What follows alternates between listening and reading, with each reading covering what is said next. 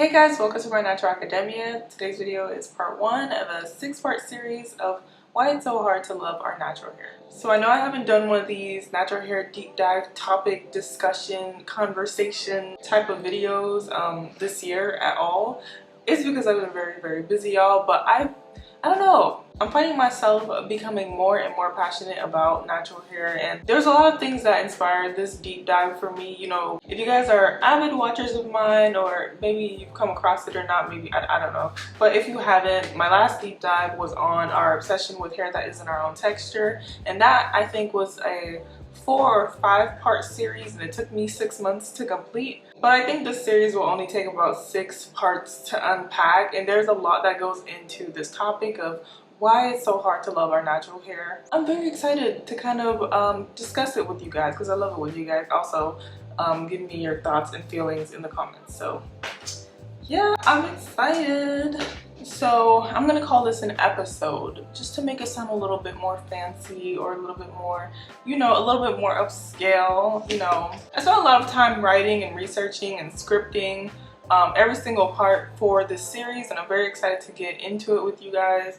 And I'm in the process of creating my own blog because I write a lot for my scripts and I just don't want it to go to waste. So I think I'm just gonna create my blog and upload all of my scripts on there because they're very informative and they're actually very beautiful, and I love all of my scripts, and I think someone might enjoy it one day. You know, one day when I'm dead and gone, sadly, someone will find it and be like, oh, who's this girl Natural Academia who's talking about hair every 5 seconds?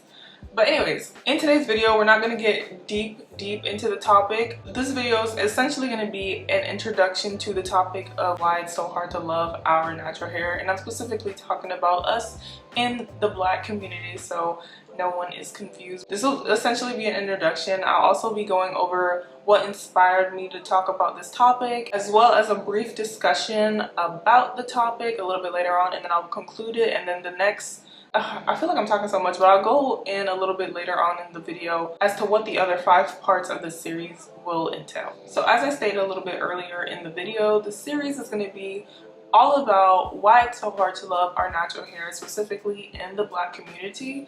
And I will personally admit, and you guys can also let me know down in the comment section if you've also felt the same way about your natural hair, but there was a point in my life where I was not the most fond of my hair, where I did not like it, where I thought it was ugly, where I thought it just wasn't attractive. So I always used to talk down on my hair. I used to think, you know, in every room that I walked in, I didn't think that my hair was the most beautiful. So have you guys ever felt that way about your own hair? Has there ever been a point in your life where you just didn't like your hair for whatever reason? Because I've definitely had my own phases of when I can admit that I did not like my natural hair. So as we continue discussing why it's so hard to love our natural hair, the different questions that came to my mind when it came to this topic were, why is there such a huge emphasis in our culture for natural hair journeys? Like, why does that, what is the reason that natural hair journeys exist? I'm not gonna sit here and act like I've never heard any other group of people,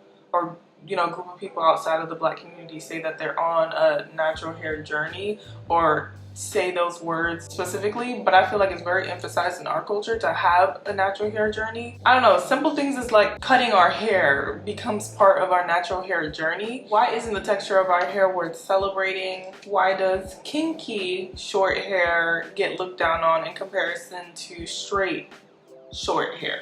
If that makes any sense. Why do we think, or why do we believe that our hair is so difficult to manage? And lastly, how and why has our hair become a political stance in our society? So I'm not yet sure which order that I'm going to put those topics in, but those are just some topics that I've thought of and that are definitely going to be part of this series. So some of the things that inspired this series for me, or the thought of even creating a series like this for me, was because it's a conversation that I feel like that happens in our community very often. Phrases such as, I'm tired of dealing with my natural hair, or my hair is so hard to manage, I don't know what to do with my natural hair. I hear those phrases so very often from when I was like young to, you know, I'm not really, well, I guess I'm an adult, I don't know. From when I was young up until now, and I hear it from children, I hear it from adults, I hear it from adolescents, I hear it from everybody. Like, I hear it from so many naturals, and so that's something that kind of sparked my interest in this topic. Something else that inspired this series for me was a situation that happened to me not to me, but a situation that I observed a couple of days ago where a child was, I'm not usually around children. I don't have any kids. I don't have friends that have children, but now I do, I think. I don't know. But I met a child. She's a little black girl, very fascinated by the idea of having long hair. And you know, that's, I don't know, children are very impressionable, so what you show them or what they think is pretty is usually what they aspire to be or what they aspire to look like. And something that she kept reiterating is like she wants her hair to be as long as Rapunzel, and y'all know Rapunzel got them inches, so she just kept saying that. And like, she was, I don't think she wanted to have straight hair. She didn't say anything about wanting to have straight hair. She just wanted to have long hair. And that made me think that, like, do we as a culture have a prejudice against short hair? Even though, like, well, I don't want to say majority of the population, but like, it's natural hair comes in all shapes, sizes, textures, and lengths. Like, it's not uncommon for people to have short natural hair. Do those people that have short natural hair, are they looked down on because they have short natural hair? And you know, some may say yes, some may say no. I'm a little bit biased because I was bullied for having, you know, tiny hair. But anyways, does it have to do with being less feminine and a little bit more masculine? So that's something that I want to unpack in the series. Something that not only confuses me but also inspired me to do this series is the fact that I hear so many times that we lack representation in the media. And to me, I've always thought that, like, it's not uncommon for us to not wear our natural hair, like, especially at grand events, like the black celebrities that you see walk the red carpets. A lot of times, 9 times out of 10, they won't even be wearing their natural hair. Alright guys, so it's me, Natural Academia, editing right now, and I'm just realizing how dramatic and hyperbolic I was in the statement about 9 times out of 10 black women don't wear their natural hair on the red carpets. I was being very dramatic with that number, and I just had to come in and let you guys know really quickly. I would go into a little bit more detail, but this video is already long as is, so let me not make it any longer. I hope you're enjoying. Or the black woman that you see in power, or, you know, like, just in a general sense, like, even for events and, like, well, I'm just gonna say regular people's lives, people that are not celebrities, people that are, you know, everyday working citizens. Like, even for special events in our communities, I feel like hair is kind of the norm to not really wear natural hair. So it confuses me in the sense that, like, why are we pushing or advocating or asking so much for representation when we in our day-to-day lives don't even rock the representation that we so desire? So that was another inspiration on my end for this topic. And lastly, just like my reason for wanting to discuss our obsession with hair that isn't our own texture, that last series, like, I'm generally interested in these topics. I actually think about these things. I mean, I don't go around like asking people in my life like, hey, what do you think of this, or hey, what do you think of that? Like, but the fact that I have a platform to communicate these things about, like, I feel like I'm doing myself a disservice not talking about it. And if I have a question on something, I'm going to ask. Like, that's, if you don't know anything about me, like, I ask, well, if I'm comfortable. Not even, like, if you don't know anything about me, like, know that I ask questions. I'm a person that loves to know things. I enjoy commentary. I enjoy knowledge. I enjoy learning things. I don't even know the answer to the question that I'm asking. I learn with you guys. I learn as the series goes on. My mind changes. Like, I edit things, I edit my scripts, like as I do research, I learn different things. So I'm learning with you guys as well. So I have a genuine interest in this topic, and, you know, I'm on social media. I see the conversations that happen on Instagram, on Twitter, and on different social media platforms of people discussing why they don't like their natural hair. I see it so often. So Exhibit A, these are just some examples that I found. These are some conversations that happened on Twitter that I saw a while ago, and I kind of not necessarily resonated with them, but I definitely wanted to have a conversation on the topic that were being had. Like, the one in the middle says, it takes a lot of confidence, self-love, and acceptance to wear your 4C natural hair in its shrunken natural hair state. You know why? Because people don't like that ish. I should have probably crossed out the inappropriate words, but I did not realize. Let's just all assume that we're all adults here. But I will go in a little bit more depth in future videos when I get, down into the specific topics about what we see on the screen. And it's genuinely puzzling to me why it's so hard for us to love our natural hair. And it's more than just like an oppressor's answer. I feel like there's something deeper in that answer. And the biggest inspiration of all is my genuine drive to want to know the answer to such subjective topics. Like, it gives me a sense of purpose when I tackle these issues, because it's different for everybody. People have their own feelings towards certain things, and I don't know, I feel like I'm conquering something when I discuss these types of topics. Alright guys, so I know I'm doing a lot of talking, but bear with me. Like, I'm going somewhere with all of this. Like, I do be talking a lot though, I'm not gonna lie. I was gonna say I don't really talk this much, try to be cute about it, but I really do be talking. Like, I talk a lot. Like, it's kind of like a mental stimulator for me. I talk too much sometimes, I think. But anyways, that's besides the point. Thank you for sticking around if you still are. Like I mentioned in the beginning of the video, this video is just going to be the introduction of the topic, just so you guys can have an idea of how I'm going to approach this discussion. And just to let you guys know, my approach going into this topic is not to blame anybody, because I don't really think anyone is really at fault per se. That is subjective. But like, I want you guys to know that I understand that there are many external factors that have impacted our ability as a culture to say proudly that we love our natural hair. Like, I understand and I recognize that, and it's not something that I'm going to be brushing over throughout this discussion, but something that I admire a lot and something that I strive for a lot is accountability. So my perspective with communicating and discussing this topic is going to be more centered around us and the things that we do as a culture to kind of perpetuate these stereotypes amongst ourselves, if that makes any sense.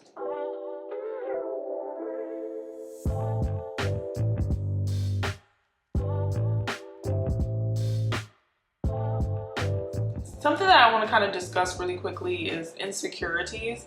And insecurities was probably one of the first things that came to my mind when it came to this topic. This is just the introduction, guys. This is not fact, but anyways, something that I learned a very long time ago is that you don't really know that you have an insecurity, or it's not that you don't know that you have an insecurity, but you're not really insecure about something until somebody points it out and makes you feel like what you have or the way that something looks on you isn't good enough. I don't think people are just born with hatred of particular things about themselves. I think it's something that we learn and something that we kind of adapt to, like nurture instead of nature. Like, personally for me, I'll give you guys a little story about myself, a little embarrassing story. Well, it's not really embarrassing because I've overcome. I really do not care anymore. Like, I'm not, because I still remember my bullies. But anyways, when I was in middle school, like, I used to get bullied a lot. Y'all know, if you don't know, like, my hair used to be very short. I was a little ball of chocolate walking around campus and stuff when I was in middle school, and I used to get comments from people talking about the color of my skin, which caused me to be insecure in my skin, the length of my neck, the texture of my hair, the length of my hair even, and even down to like the way my ear folds. Like, I wasn't even insecure about my ears until somebody said that, like, why does your ear fold like that? Like, why is that? Because most ears kind of like go like that. But somebody pointed it out to me, and ever since then I've kind of been, it's something that I've noticed, I kind of try to hide my ears, if you haven't noticed. I don't really say it very much. But anyways, it's something that they said to me when I was younger that kind of brought light, like kind of put a spotlight on those issues when really it wasn't even an issue. Before going into middle school, I genuinely did not think that I was so dark. I did not think that my ears were folded incorrectly. I knew my hair was short, but I wasn't really insecure about it because I knew that, like, I had a scalp issue. It wasn't something that, like, I dwelled on and cried on before I came to middle school. But, going into there, like, I feel like a lot of my insecurities stem from, like, people pointing things out on me and making me feel like it wasn't up to par or it wasn't good enough. And yeah, so I feel like a lot of insecurities come about when people point them out. and make you feel like it's less than what it should be. But anyways, my point in exposing myself to you guys the way that I just did is to help you all understand that I'm completely aware that we live in a society that has instilled in us for generations upon generations upon generations that everything about us is not good enough. Like, from the shape of our bodies to the pigmentation of our skin to the way that we raise our sons and daughters, even down to the texture of our hair, they have kind of instilled in us that all of these things are egregious and bad. And I feel like when you're constantly told these things, like, you internalize them and you become very insecure about them. I do believe because of those generational traumas and bullying and belittlement, if that's even a word, like, I do believe that those have really caused us as a culture to be very insecure about ourselves. Yeah, and I don't think a lot of people know that they're insecure about these things. There's a saying or a quote that I'm sure many of you all have probably heard before in the past. It says, hurt people hurt people. So people that are hurt go out and hurt other people, just like a crab in a bucket mentality. Like, if you're falling or failing in life, you kind of want to bring people down with you. And there's another quote, misery loves company. Like, all of those things, I feel like I resonate with those things a lot, especially in today's topic. I feel like this quote brings a little bit more understanding as to why 10 to 20 years ago everybody was just slapping the creamy crack on the children's heads and, you know, causing their hair to fall off. But that's, you know, let me not be judgmental, because do you boo. It doesn't hurt me what you do to yourself. I might get secondhand embarrassment or I might feel bad for you, but genuinely it does not hurt me what you decide to do with your hair. But I do feel like the reason why I resonate with the hurt people with regards to the creamy crack and how everyone felt very comfortable slapping the creamy crack on their children, because once the comb didn't go through the children's kinks, it was like, oh, your hair is too hard to manage. Let me just go apply this product so that your hair will be a little bit more easy to manage. I feel like when we live our lives with unresolved issues and insecurities, it's very easy to pass that on to our children and our children's children. The people that were slapping the creamy crack onto the children's head, they probably didn't really have a good understanding as to how they could have taken care of their own head, or their mothers didn't have an understanding of how to take care of their heads, and they grew up to not know how to take care of their hair, which in turn made them not know how to take care of their children's hair. And it's much more it's easier to slap a band-aid on the issue than to actually work on the issue. I honestly have a problem with that myself. I'm a very out of sight, out of mind type of person, which I don't know if it even makes sense with what I'm talking about. But essentially, I'm the type of person, like, if I see mess, which is why I lose a lot of things. Like, if I see my keys somewhere where it's not supposed to be, I'll put it somewhere where I can't see it so that it doesn't mess up my aesthetic, and then I lose the key, because I'm the type of person that just, like, throws things places so I don't have to see it. Anyways, back to the topic. Unresolved issues within ourselves, insecurities within ourselves, kind of. I feel like there's a piece of lint flying around. I hope y'all don't see that. Yeah, but anyways, unresolved issues within ourselves, unresolved insecurities within ourselves has the ability to be passed down to your children and your children's children if it's not resolved. So if you knew that you weren't raised in a household that prioritized the health of your hair or taking care of your hair, because we are talking about hair, there are a lot of different issues that we could, you know, unpack with that saying. If you weren't raised in a household that knew how to take care of your hair, or told you that your hair was beautiful, or emphasized wearing your natural hair, and you grew up to not prioritize those things yourself, it's very easy to pass it down to the next generation, and then those generations of children to end up, you know, doing the same things to their own kids. And that's why it's very important to put a name to our problems and issues and insecurities. I feel like that comes with every aspect of life, because if you don't know what the problem is, it's going to be very hard to solve it, which is why we are asking the question, why is it so hard to love our natural hair? Once we figure out why it's hard to love our natural hair, we'll be able to solve the issue or work towards solving the issue. And you know, help future generations to not feel the same way about their own natural hair. So that kind of concludes my introduction about this topic. I know I briefly spoke about the different talking points that we'll be unpacking throughout this series, and like I said earlier, I don't know which order that I'm going to be unpacking the different issues in, but the first one was, why does our culture put such a big emphasis on natural hair journeys? I myself will admit that I've said this phrase like a million times on my channel. Like, if somebody could, well, nobody would, but you know, see, I'm trying to get out of the habit of being so pessimistic in life, because there might be somebody who's willing to do this. But anyways, if somebody could like watch all of my videos and count how many times that I've said natural hair journey alone, like, it's about a million times, girl. I've said it a lot. So I myself am guilty of saying like natural hair journeys. Like, I feel like it's so ingrained in our culture to believe that we have to go through some sort of journey. And it's not even like a belief. Like, I genuinely think we go through a journey of taking care of our natural hair, learning how to take care of it, and the different products that work and the different products that don't. Like, it's a journey. But why is there such a big emphasis on it? Because we are not the only group of people that have hair growing out of our head. Like, why is it such a big part of our culture to say that we're going through a journey and not just, oh, I tried this product and it didn't work for my hair? Like, is it because of hair growth? Like, is hair growth the issue with this topic? And if so, I want to unpack why natural hair growth is so important in our culture. Like, why is it significant for us to have, you know, long hair?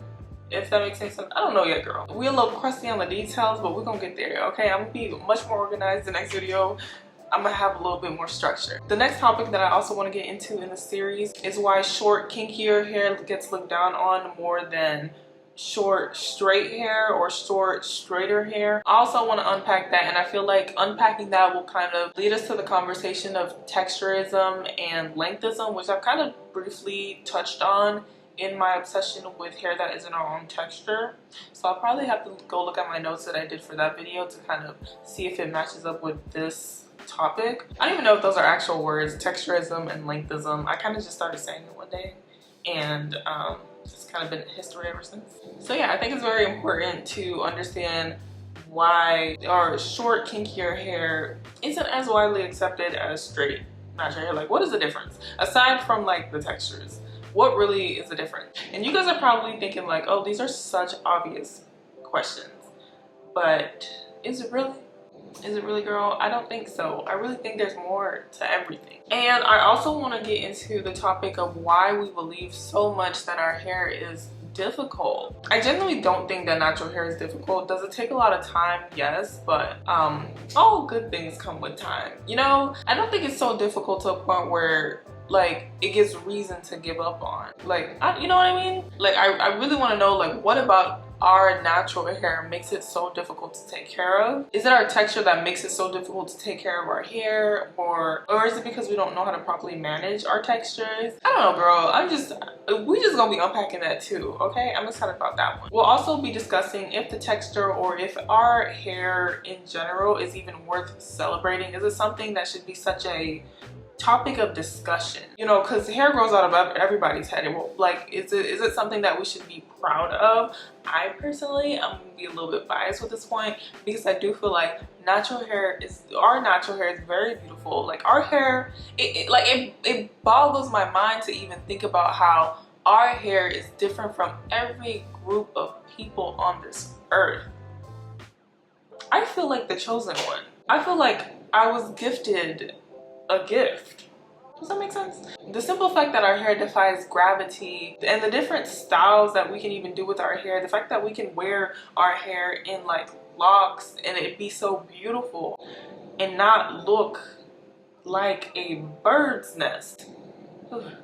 That's something to celebrate, I think. But anyways, we'll be unpacking if natural hair is even worth celebrating as a whole. What do you guys think? I mean, I don't know. As I'm talking about these things, you guys are free to like, you know, kind of discuss amongst yourself like what you think of each topic.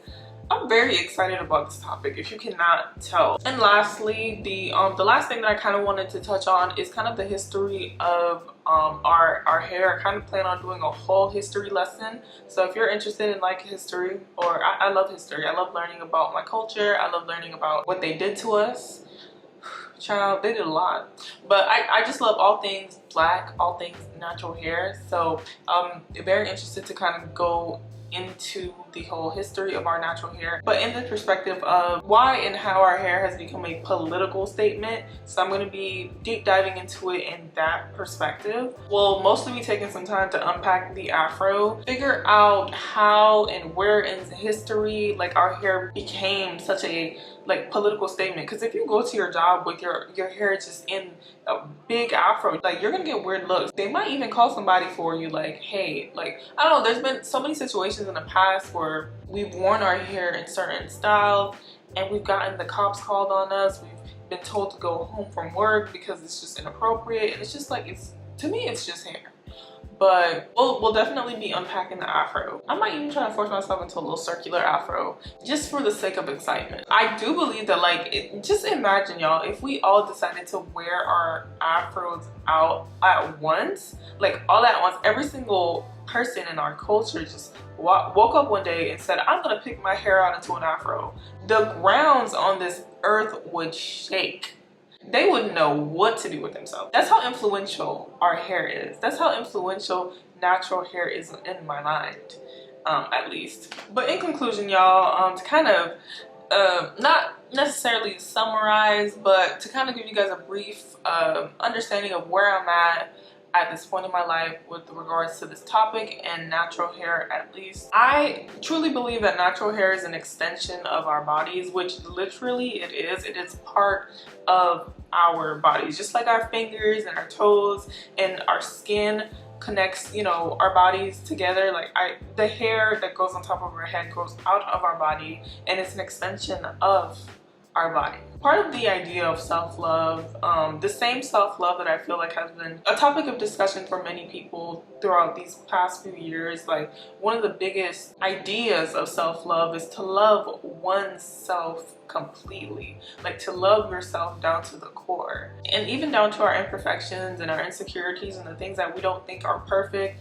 because we are human, we're not perfect. There are going to be things about us that we don't like, or going to be things about us that we wish that, you know, weren't there or were there. I think one of the biggest aims or ideas of self-love is to love yourself down to your imperfections, and it's not just like a mental thing. It's you need to physically love the way that you look in the mirror, because at the end of the day, when you know, if you step in a room by yourself and you look at yourself in the mirror, all you see is you. Like, if you look at yourself and you do not love what you see, then you might not have self-love. And I don't blame anyone for struggling with self-love. I personally struggle, am struggling with completely loving myself, because there's a lot to love about me, okay? I'm taking it one step at a time, y'all. Like, there are things about myself that you know, I'm not gonna expose myself on the camera, because I'm not there yet with my insecurities. You know, I'm not at the point where I feel like I can joke around, because I just feel like it's gonna make me cry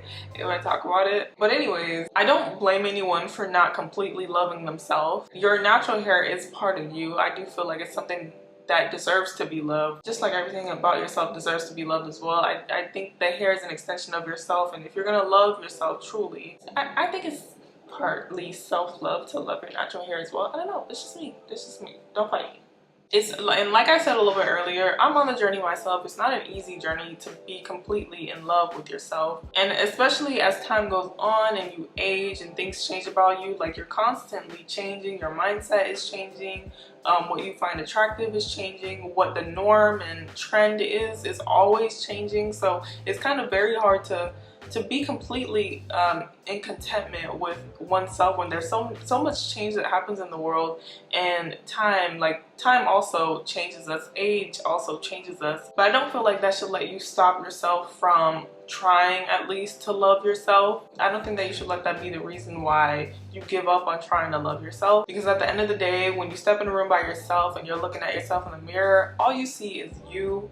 And if you don't love yourself, like, it'll be very, very hard to let somebody else love you. And we all want to be loved. I don't know, I want to be loved at least. But Anyways, I feel like I did so much talking in this video, y'all, but that pretty much concludes part 1 of the 6-part series. I talked about my inspirations for coming up with this topic, talked about, you know, it being an introduction, my conclusion. I really hope you guys gained something from this video. Let me know down below what you think of this topic, if you're interested in it too, because I mean, there was one time that I created a series that I didn't go through with completely because I got very negative feedback. So like, you guys are the ones that's going to be watching this video, so let me know down below if you even enjoy this topic, if you think it's even worth talking about or mentioning. That's pretty much all I had to say for this video. If you guys have anything that you want to add, or if you have any comments, questions, or concerns regarding anything that I said throughout this video, definitely let me know down below and I'll be happy to answer. And I'll see you guys in part 2 or before then, because I still plan on doing other stuff. But I'll see you guys next time.